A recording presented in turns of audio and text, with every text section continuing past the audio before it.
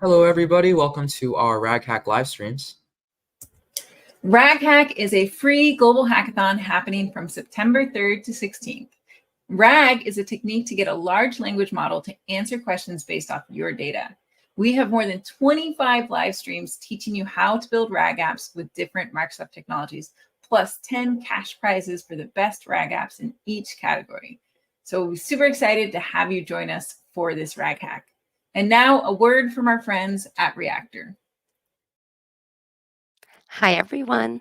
Thanks for joining us for the next session of our RAG Hack, Intro to GraphRAG. My name is Anna. I'm an event planner for Reactor, joining you from Redmond, Washington. Before we start, I do have some quick housekeeping. Please take a moment to read our code of conduct. We seek to provide a respectful environment for both our audience and presenters.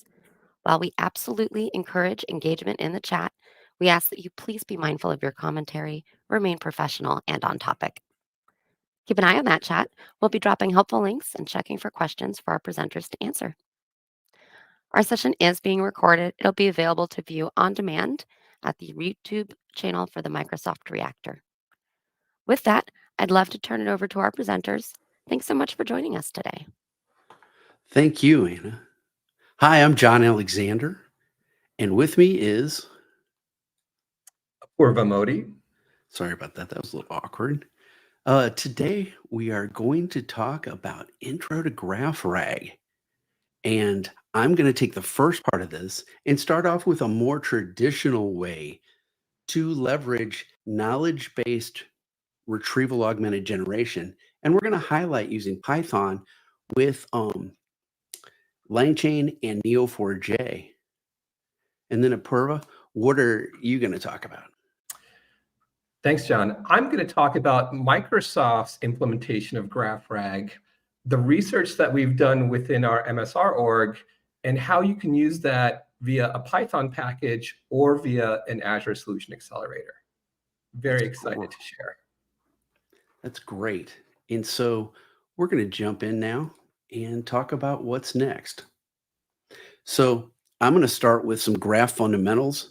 And then we're going to get into how we query the graph and walk along it using a language called Cypher from Neo4j. And that language really is kind of akin to ASCII art, the way it displays the different ways that we relate to entities, things like that. So you might find that interesting. Then we're going to jump into a little bit more about specifically how LangChain and Neo4j work together and some of the extensions that Neo4j has created to work with these with LangChain. And then Apurva is going to take you on a magical ride to Microsoft GraphRAG and how that can just change your life for the better. Is there anything else you want to add to that, or are we good to go? Let's get started. Let's rock it out. All right. So when we think about, let's go here. Let's talk about graph fundamentals. And so, you know, graph retrieval augmented generation is gaining momentum, and it's really becoming a powerful addition to traditional vector search retrieval methods.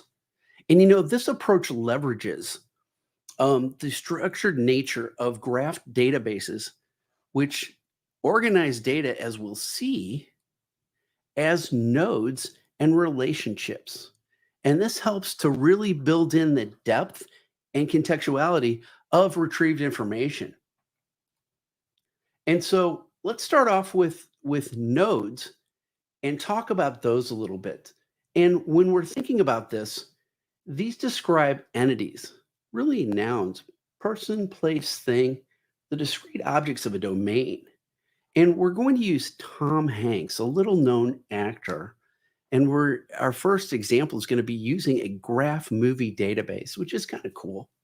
Now, when we're working with nodes, they have 0 or more labels to define what kind of nodes they are. Tom is a person and an actor. He could be a director. You know, whatever that is, it's what kind of nodes they are. And then they can also have in Neo4j properties, which are key value pairs. And in this case, there's a name property, and then when he was born. So nodes aren't very powerful by themselves. We need relationships, and everybody needs relationships, right? So relationships connect a source node and a target node, and they have a direction, one direction, and they have actually that the direction is the ingoing, the outgoing, not the type there, but they have one direction, they're ingoing or outgoing, and then they have a type. In this case, the type is Tom Hanks acted in a movie, and they have properties. In this case, the property for the relationship is the role for that. And so the relationship defines, well, this defines how those two nodes work together or how they're related. And so if we combine this together, this is a graph database, and it uses these graph structures, these nodes and relationships and edges and properties to represent and store data. And when we think about complex relationships and connections, it really gives us a way to express that a little bit better, or actually better than traditional relational databases. And this is a screenshot of a tool called Bloom in Neo4j that allows you to see the graph itself. So really, it's a knowledge base that has everything. The model is a graph structured model that represents and operates on data that way. Or we can also think of it as our entities are interconnected and then defined by a schema. And so the power of knowledge graphs gives us the ability to capture those conflicts or relationships and concepts that we've talked about to give us more semantic meaning about what's going on. And it makes it easy-ish to combine multiple data sources because it's schemaless. And then the query language that we have is Cypher, as we'll talk about, is specifically created to help us find the patterns inside the knowledge graph. And really, there's a term that helps us, and it's called ontology, and it provides the foundational blueprint that guides how everything is represented in the knowledge graph, how the entities and the relationships are pulled together. And so now let's take a look at this. I'm going to grab a quick drink here. And we're going to start with the Cypher and kind of look at the graph and kind of see some query types, things like that. So I'm going to drop out of the slides real quick. And so I've put some prereqs in here. There's also a GitHub repo. The link to it is in the resource part of the slides, which will be available. But we're just going to be working with what's called the default movies database in Neo4j. And I'm going to do it locally, but you could use a cloud instance to do that. We've loaded up our libraries here. And let's talk a moment about what Cypher actually is. It's a query language specifically for climbing, walking, traversing the graph. And it's similar to SQL, but it's designed for graph databases. And like I said before, it's really designed to express those graph patterns that we can then use to really kind of tease out what we want to find in terms of the answers to the questions about our data. So the first thing we'll do is connect to the graph database, and we do that using the LangChain Neo4 Graph Connector. And now with Cypher, notice that we have a couple of keywords here that we're using. In this case, I want to match all the nodes in the graph. I want to grab those and return those. And so let's run that. And we can see through our query of our graph that we have 169 nodes. Well, that's okay. But now we want to match certain entities using the node label, find all the movies, everything that represents as a movie, not as an actor or anything like that, and return the count of those movies as the number of movies there. So we can see that we have 38 movies in there. And then we can also take a look at people in there. And we have a number of people in there, actors, directors, writers, things like that. And now we can also match specific entities based on their properties. Look for this property inside of an entity, and we'll use a friendly name, in this case, Tom, to return that. And so we can see here we have our entity of person as Tom and our properties there. So we're walking through that graph. So we can match a single movie using the title property, kind of the same way there. Tom Hanks acted in Apollo 13, but we don't know that yet. So we can also then start doing things with ranges, just like you would in any other data, but it's kind of good to see how we would do that there. I'm matching all the movies, and I'm calling it 90s, where they were released between 1990 and 2000. So let's see that query. And notice that we're returning the 90s title there. We could also say,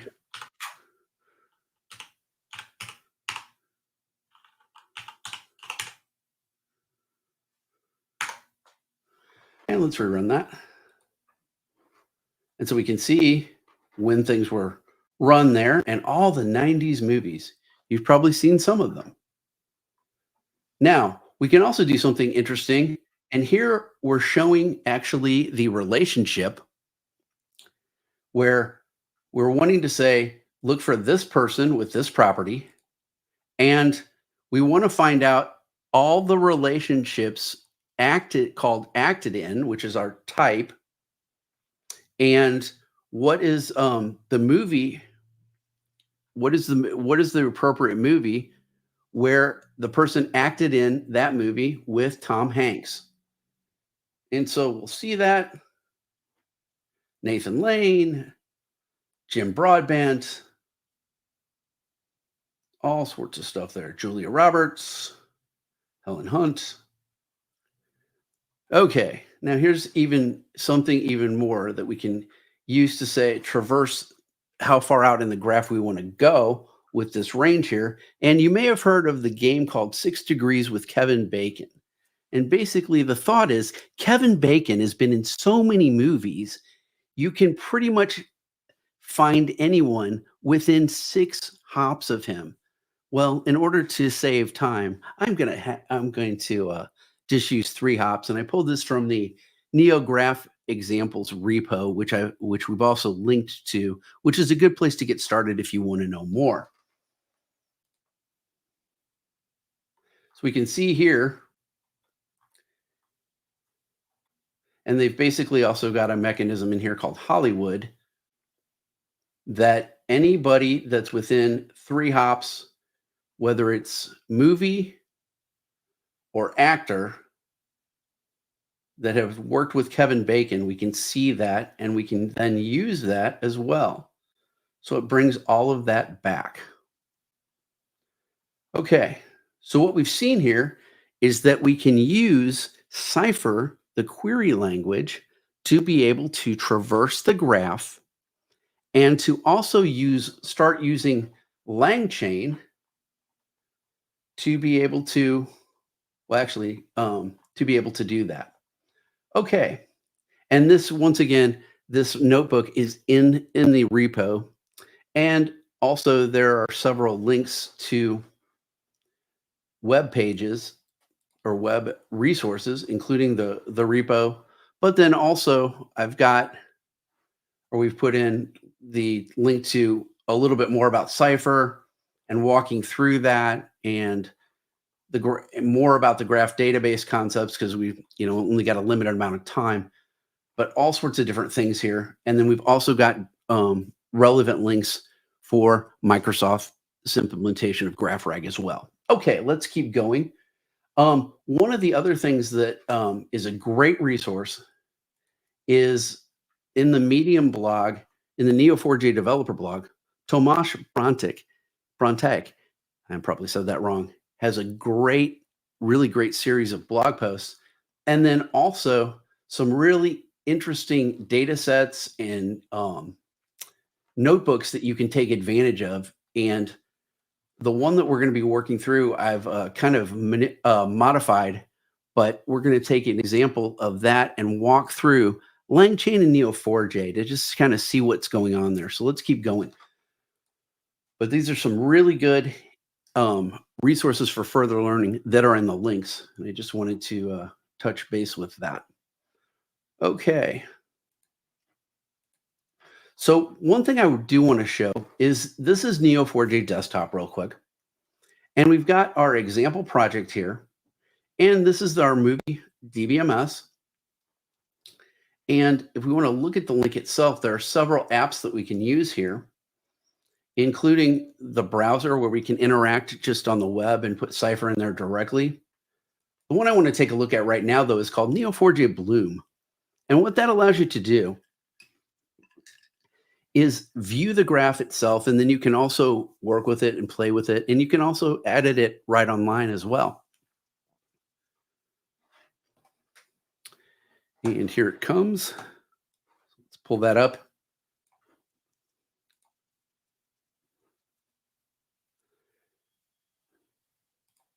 And now I'm going to go ahead and see our graph here. And notice we can see, like, for example, Keanu Reeves, how he's acted in The Matrix Reloaded, the replacements, all sorts of different things there. We can hop around. We can see when it comes to The Matrix, the Wachowskis, if I've said that, oops. There we go. There we go. Okay.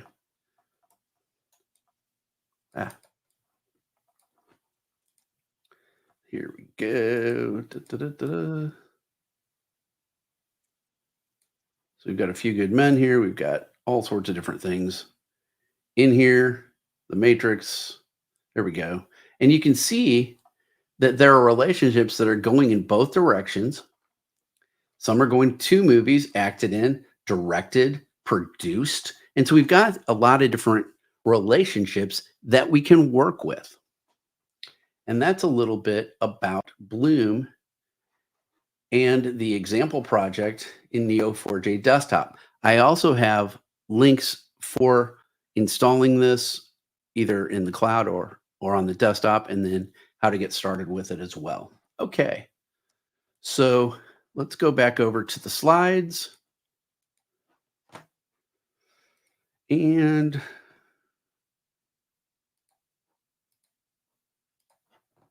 let me start a different database real quick as well. Start up the slides.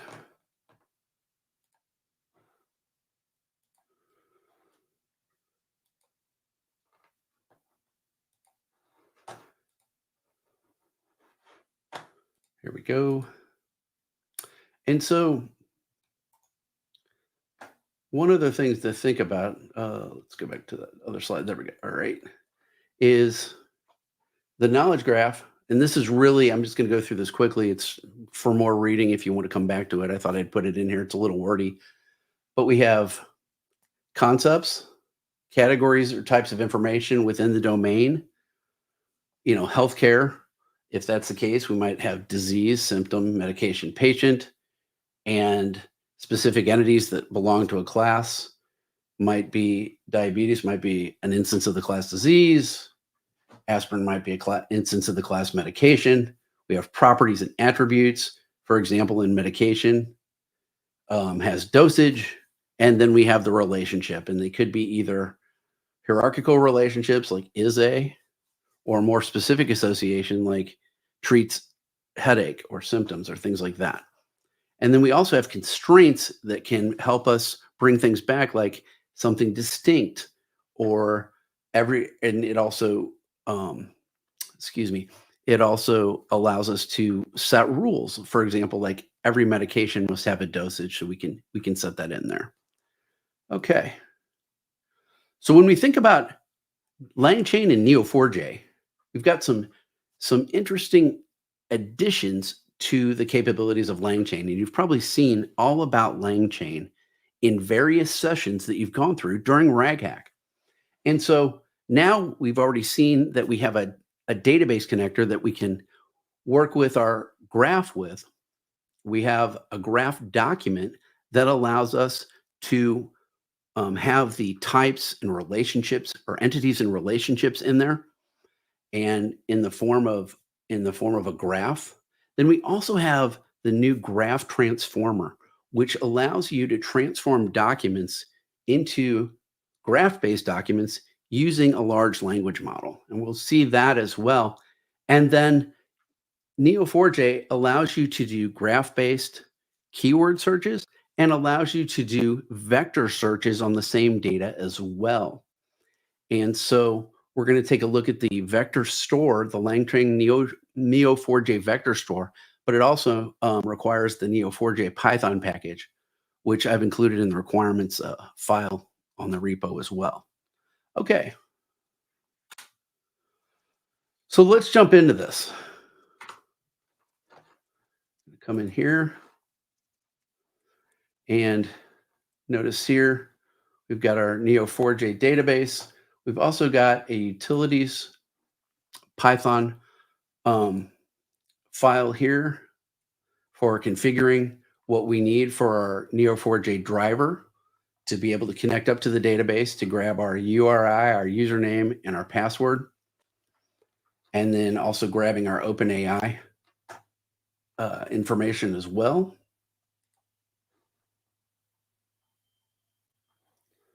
So we'll go ahead and load our libraries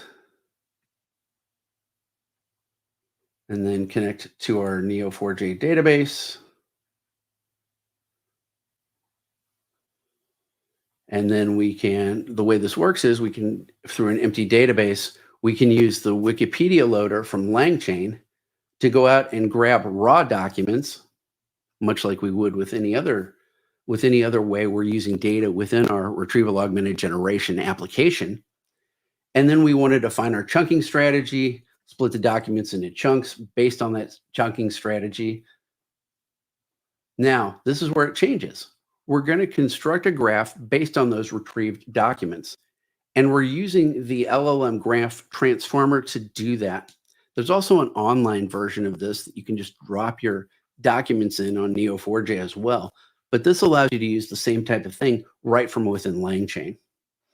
And so basically we set up our LLM here, and then we create our LLM graph transformer. And then we use it to convert the documents that we just chunked out to graph documents. And through this, then we add those documents to the graph through the add graph documents method. And the base entity label assigns an additional entity label to each node, so we have further metadata about it. And then the include source parameter, it links the nodes back to their originating documents. So also, right now, the LLM graph transformer only supports OpenAI and Mistral function calling models. So keep that in mind. Now, once we do that, we can then inspect that graph with a library called YFiles. And it's a neat little library. You may have used it before. We can show the graph there, and we are looking for 50 mentions of our relationships between people and movies. So let's run that.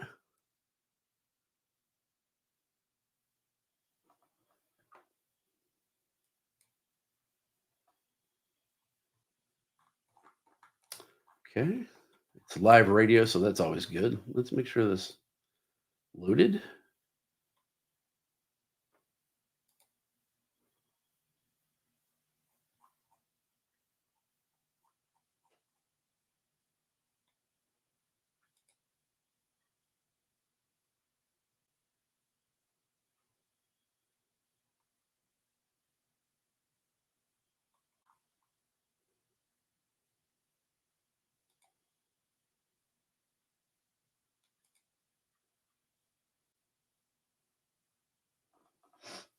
I forgot to actually run that, so that's okay. Let's take a moment to do that.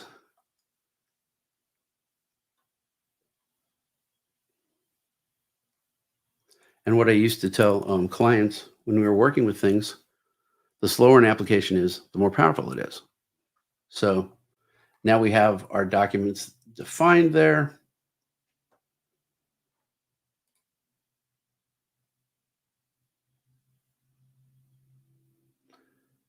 We can create the graph based on that and take a look at it.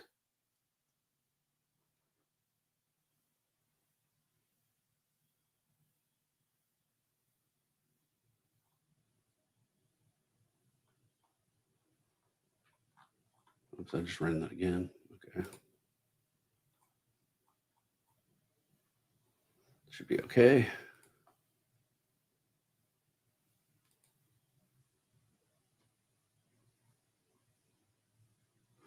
And we can see our graph here.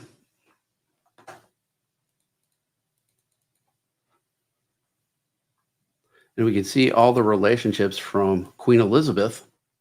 We pulled out of Wikipedia.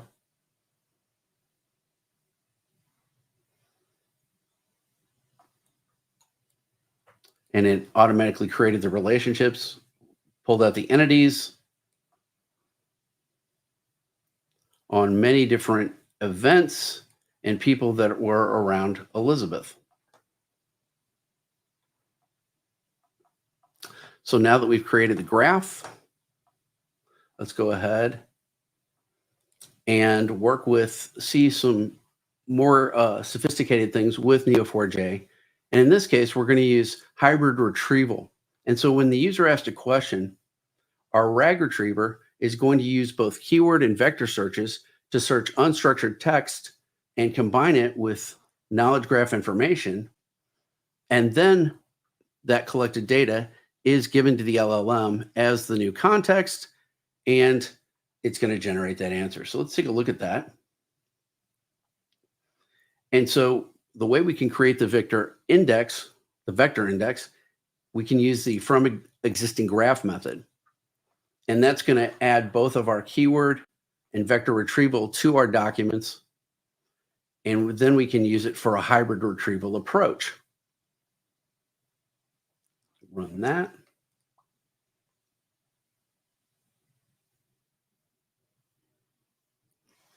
And then we have a graph retriever here that we're using with a query.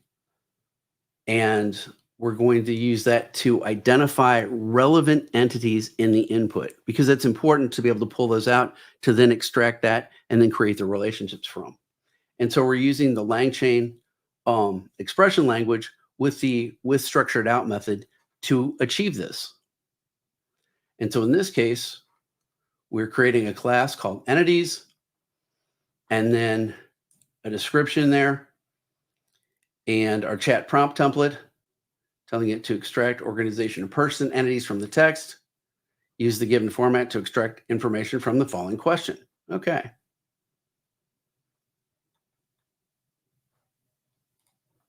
Let's run that.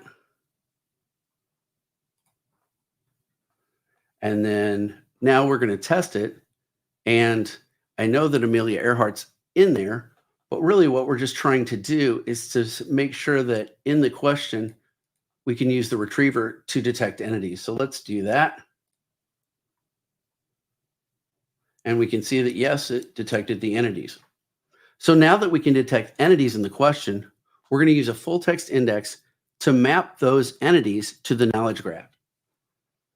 And so we're going to define a full text index first, and then a function that's going to generate full text queries that also will allow some misspelling. And then once we have that, our structured retriever is going to collect the neighborhood of entities mentioned in the question. And so we're grabbing our query nodes. We're going to say with node, we're going to match those with the neighbor, and then pull that information back. And we're going to limit that to 50. So let's go ahead and do that. And then we can use that to print out our entities and then retrieve the neighborhood of relevancy there. So we can see Elizabeth had relationships with Lady Jane Grey, James VI of Scotland, Mary I, member of House of Tudor, and then also Queen Elizabeth was a symbolic object, and courtiers commissioned paintings for Queen Elizabeth, things like that. So we can see those relationships, they're all structured there. And now we're going to take these two retrievers and create a final context that we're going to pass to our LLM. And we can see here's our search query there, and our structured data for our structured retriever, our unstructured data, and then our document. We're just going to go ahead and concatenate that and join it. And then now we have our RAG retrieval component for the hybrid search. And then we're going to go ahead and do a more advanced RAG technique, which is query rewriting. And notice here that in our template, we're saying, given the following conversation and a follow-up question, rephrase the follow-up question to be a standalone in its original language. So we have our chat history here, our follow-up input, and then we're using that as a constant called condensed question prompt. Here we're setting up our chat history, and then we're setting up our search query here and checking to see if it includes chat history. We're going to condense that with the follow-up question.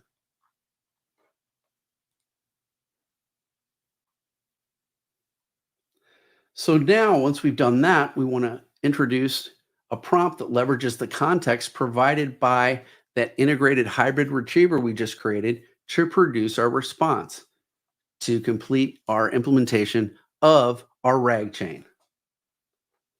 So got a quick prompt in here, use natural language and be concise. If you don't know the answer, you can say, I don't know. And we're going to run that through our chain. And so let's go ahead, pull that in. And then which house did Elizabeth belong to? Elizabeth first belonged to the House of Tudor. Now that puts some history in our chat history. And let's see if it will rewrite this query and get the context from our chat history. So it did that. It did our query rewrite, and it shows that Elizabeth was born on the 7th of September in 1533. So what we've seen here is a way to use Neo4j and LangChain to not only use traditional vector search capabilities within RAG, but also use full keyword searches to be able to transverse the graph that way, combine that, and then send that to the LLM and bring back the information, the pertinent information. Okay. So let's go back to the slides real quick.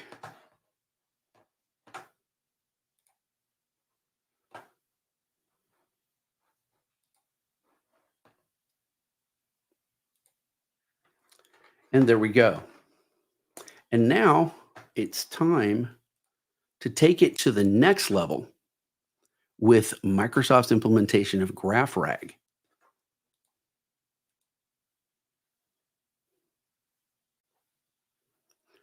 And so, do you want me to run the slides, or do you? Yeah, so we can just talk about this real quickly. So, and thank you, John, for that awesome background. I think for folks who aren't that familiar with knowledge graphs, that's a great way to get started. And the key that we want to kind of take home here is the relationships matter, right? In life and in data, right? So knowledge graphs gives us this ability to get insights and reasoning through relationships. So when we talk about GraphRAG and knowledge graphs for RAG, there are a few things that we see as distinctions between that and baseline RAG. So if we think about baseline RAG, it's a great way for an LLM to be able to go out and find information, typically on specific questions, and bring it back to reason over and give you an answer, right? And it's using vector similarity search. So you have your corpus of data, it gets vectorized, the embeddings happen, the chunkings happen, and usually it's just a semantic similarity search that's coming back and giving you some answers.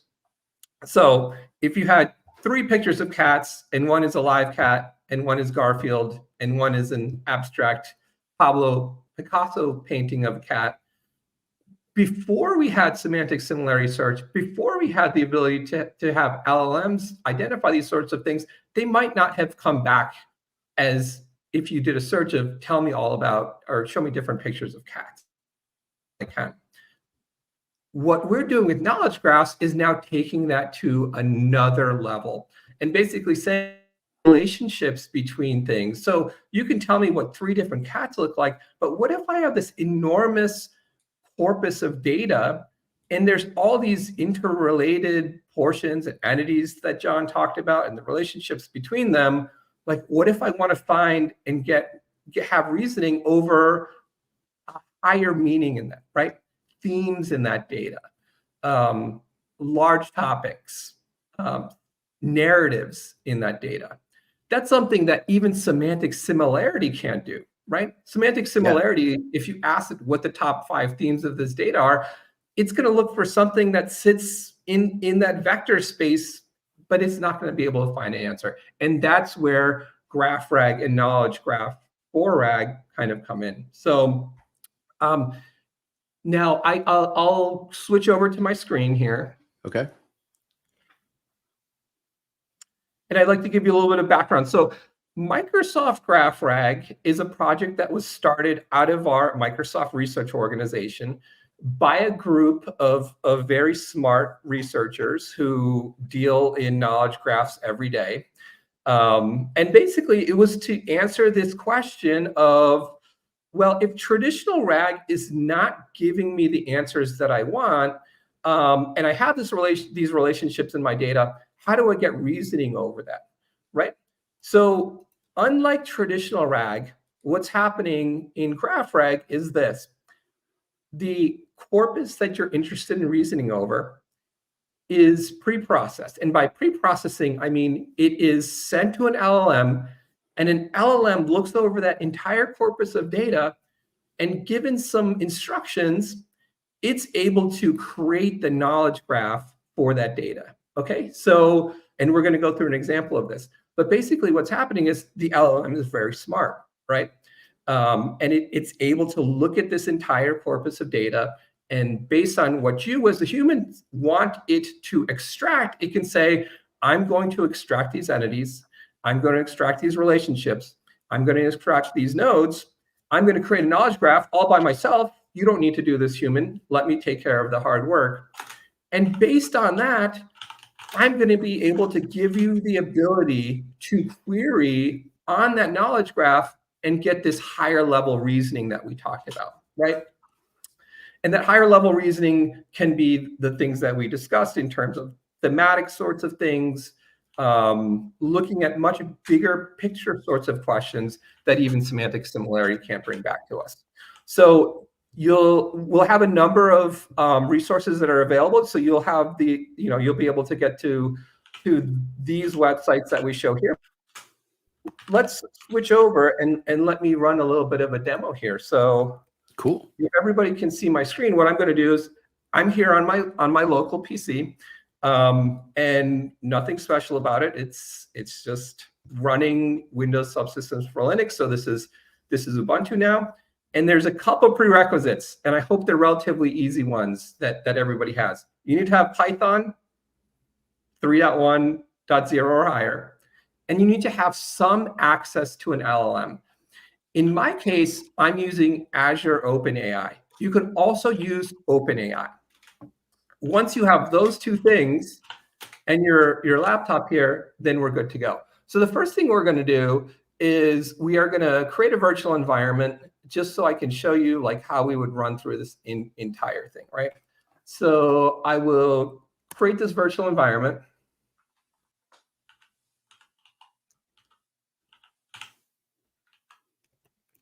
And once it happens, we will activate it.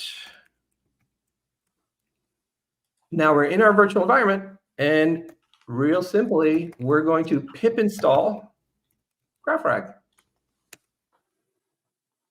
And you'll see it's going out, collecting dependencies, it's installing all of this. And you'll see there's a number of interesting modules that are working on the back end here. Some are data science modules, some are visualization ones, some are customized modules, but GraphRAG is an end-to-end process. So the indexing part of this, the knowledge graph creation, and the querying are all included in this one big package. And truthfully, that's a misnomer because it's not that big. It's a very portable sort of package. So we're going to let all of this install. And once that's complete, give it another minute or two here.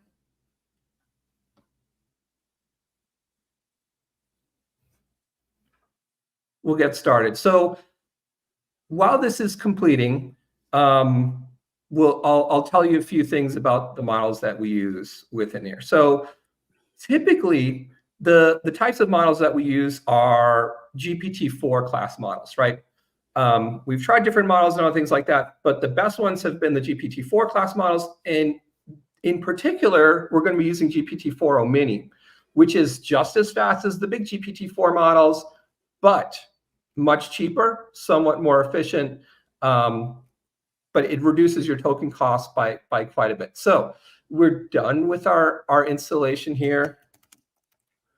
We're going to make a directory here, GraphRAG. Oh, that already exists. So we'll make a directory called GraphRAG2.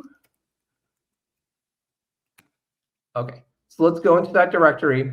And the first thing I'm going to do to initialize this is just give it a simple command.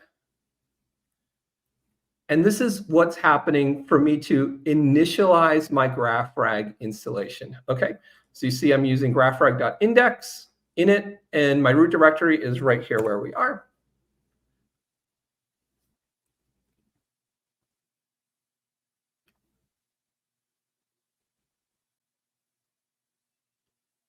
And then in a minute here, what it will do is tell me that it has initialized this in the local directory. All right, so initialize project.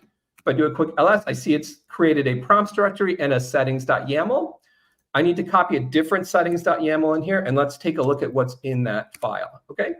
So at the very top of this file, I have my pointer to an API key, right? When I don't expose an API key, I use my API key, actually my Azure context, because I'm logged into Azure with my account, and it can pull the API key without me showing anything here.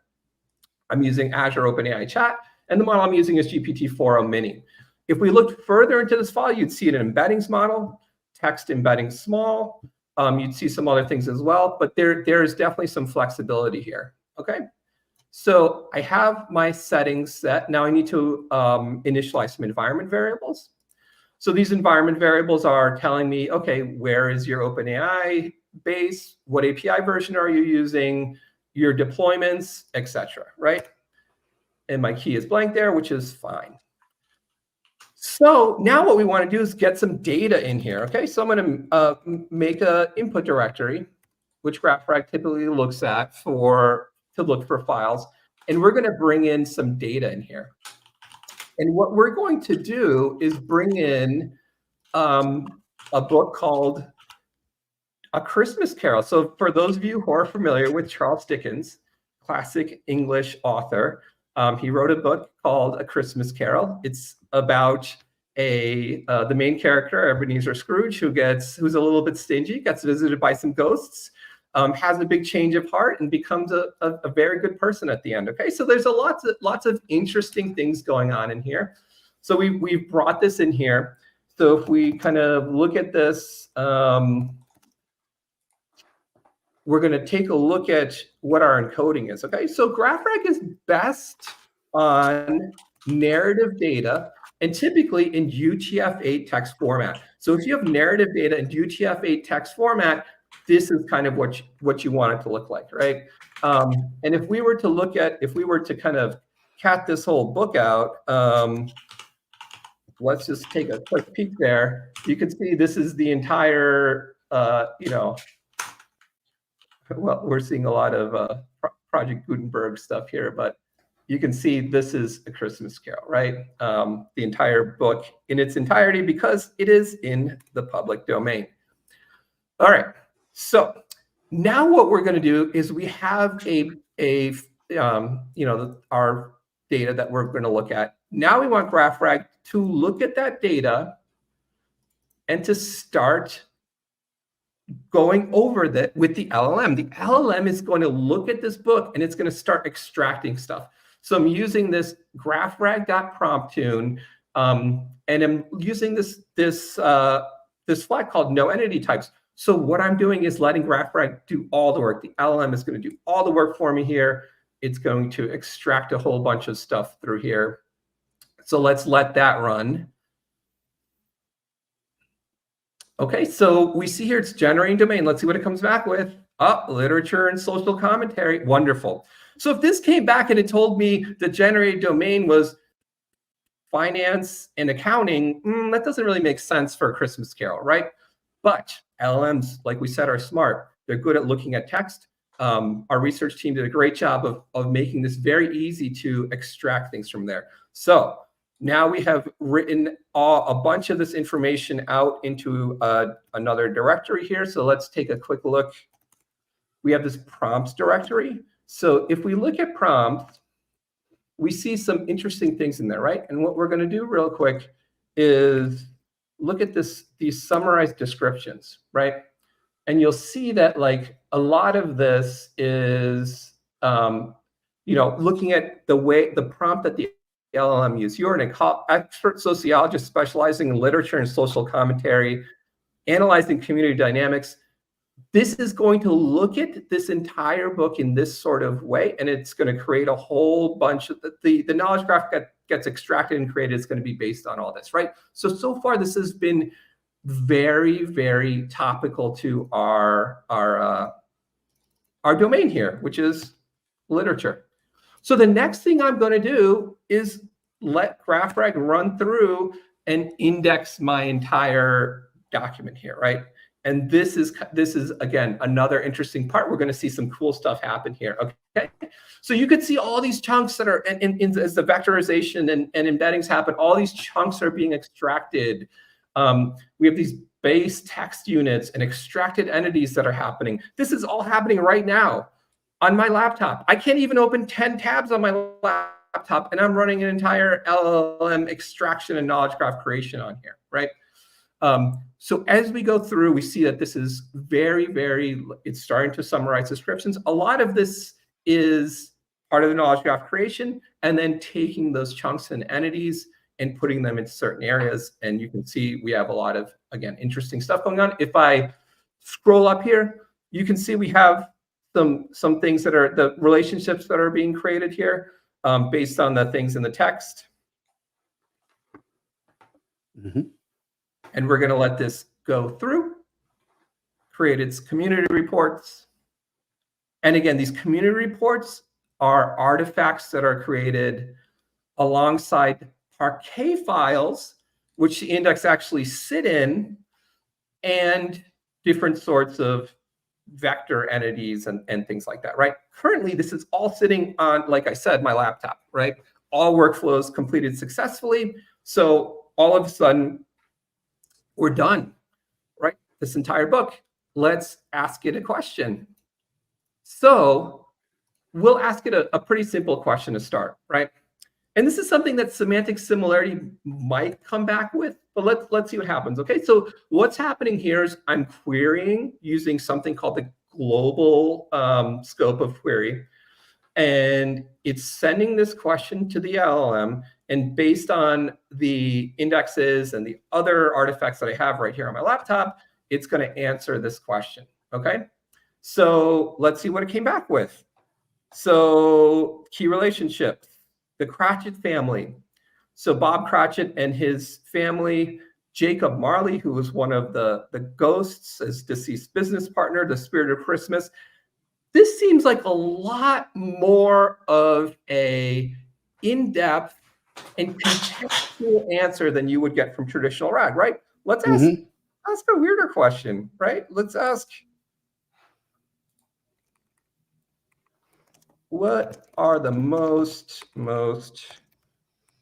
odd occurrences in the story? Okay. Now, there's no way that semantic similarity is going to do that unless there's a paragraph or section that says odd occurrences, right? So our smart LLM is saying, you want me to bring back odd occurrences. I know what odd is. I know what that means in kind of semantic space. And based on the indexing that I've done and what I've extracted from this graph, this is what I want you to bring back, right? So let's look at it. Like, odd occurrences in the story, several odd occurrences that challenge traditional expectations and highlight deeper themes. Okay, supernatural elements. There's probably nothing that says supernatural in the book. I'm not sure, but I'm sure it's not, said that much. Symbolization and characterization. I mean, geez, this thing is practically, writing a book report for you here, right?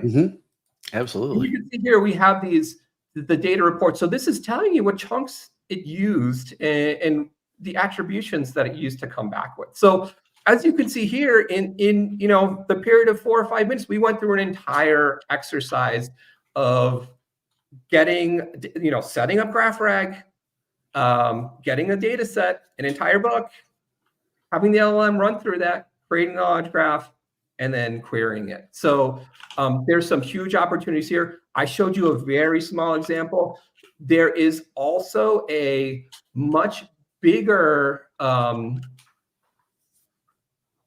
implementation of this, and we have an Azure Solution Accelerator that's associated with this as well. So if you need to do this at scale, the good folks in our SMT org, which is Strategic Missions and Technologies, have done this, and they've worked with a number of scientific and research customers. They've worked with intelligence agencies. Imagine being an intelligence analyst or a researcher, and you have all this data out there, right? Like tons of papers, tons of different news articles and things like that, and being able to look at that, consolidate that, and bring that back into something, right? And we can do that through our Solution Accelerator. And you'll get all of the links for this. I'll just show you a little bit of we have notebooks that are associated with this that you can see, and we're running a little low on time, so I probably won't go through this entire step through here because you've already seen it. But imagine this at scale. If you're part of an enterprise organization, you have petabytes worth of data, right? Does anybody do data discovery on research, or even within your corporate history and things like that? There's huge opportunities here, right? And this is where the Solution Accelerator comes into play to really make it something that's a little bit bigger. We use things like Azure Kubernetes service on the back end, so it's a little bit more horsepower. We use Azure AI Search as our vector embedding store, so you can use AI Search as a high horsepower embeddings engine. But just like John showed, we also create a knowledge graph that comes out of this. I'm sorry, this is a little bit messy. It's not going to be as cool, but we can kind of see in here, we see some interesting things, right? And it might be a little bit difficult to read, but we see, let me see if I can bump this up a little bit. The Green Place Mansion House. In the middle, there'll be all the characters like Ebenezer Scrooge and stuff like that. And outside the graph, we see that it's still picked up some other things, right? Project Gutenberg. So all the legal disclaimers, all the other things were picked up, but that's outside of our main graph, right? So we know that this graph construction, it was smart, right? It kind of knew the difference between those two. So it's very interesting in that regard. So I think we have 5 minutes left here. So we can, I don't know if we do we do live QA here? Do we answer questions? Do you want to wrap this up in some sort of nice way, John? Sure. I'm actually, if you can talk for just a moment, I've created an AKA MS link and I'm trying to get it to the proper authorities, which has Okay, the wonderful. repo and the slides in it. So yeah, so let me talk a little bit more, and maybe what I can do is show a little bit of what my Azure subscription looks like and some of the things that get spun up. So again, as I said, we have the easy one that we showed, right? The Python implementation that you can run on any random laptop. And then we have our bigger one here, which is my Azure deployment, which has an API front end. It has AKS. It uses Cosmos DB and storage, AI search. It uses managed identities. If this is something that you want to play with, again, all available in our open source repositories. You'll be able to hit the GraphRAG repo and see both the Python and the Azure Solution Accelerator portions of this. And we welcome you to try those. And we would love to get feedback from you. You'll see a email alias on when you get the links for the GraphRAG site, aka ms/GraphRAG. You'll also be able to add issues to the GitHub issues on each of these repositories, right? hey, we have a live question if you want it. Would you recommend data from different domains and input during the graph indexing process? Yeah, so actually, to get started, we recommend having data in a single domain, right? So when we think about knowledge graph creation and these relationships that get created, what we don't want is a noisy graph. And a noisy graph is one that has information that might not be relevant to this particular domain or contextual to the questions that you want to ask over it. So GraphRAG does have this idea of different communities and different layers within the graph. But to start, it's always good to start in a single domain. So let's say if we look at a corporate or enterprise sort of perspective, look at finance, look at marketing, look at those separately. Look at your research separately. Look at those separately to start. Start small. So start with 50 to 100 megabytes. Create a graph. See what that graph looks like. You can use the auto prompt tuning. You can use manual prompt tuning. I would start with auto. Once you're able to iterate, get bigger, add more stuff, index again. But start small, see how it works out for you, iterate over that, and then go from there. And really quickly, Ashish asked, what if there are images in the PDF book? Are we only indexing text? So or can we handle that? Great question. So currently, we have a roadmap item to implement multimodality. So right now, we really work best with narrative sorts of text. JSON is supported as well, CSV for sure, right? But when we talk about images and video and other things like that, it's possible, but typically, at least for now, we have to kind of transcribe those over.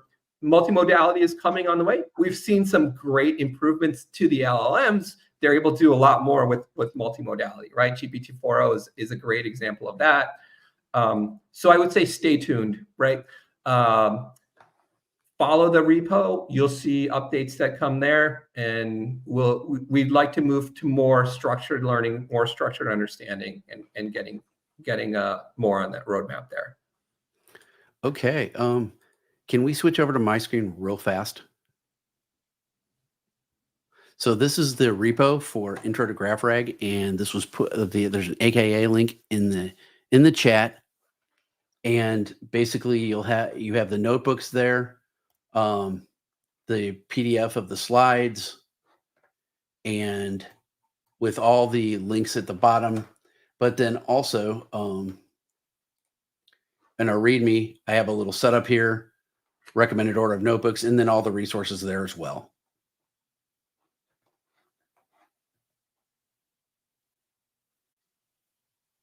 And so thank you all very much for your questions. And I'll stay on a little bit longer. There are a couple of questions to still answer. So I'll stay on a little bit longer behind the scenes and answer questions. Thank you so much, everyone, for your time today.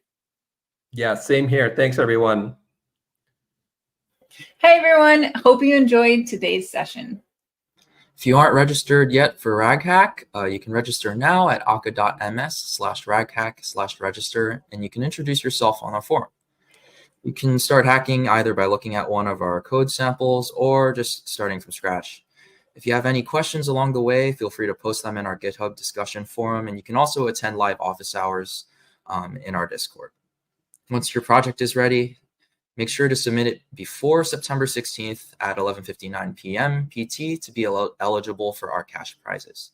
And of course, make sure to join our upcoming live streams to learn more about RAG. Thanks for joining.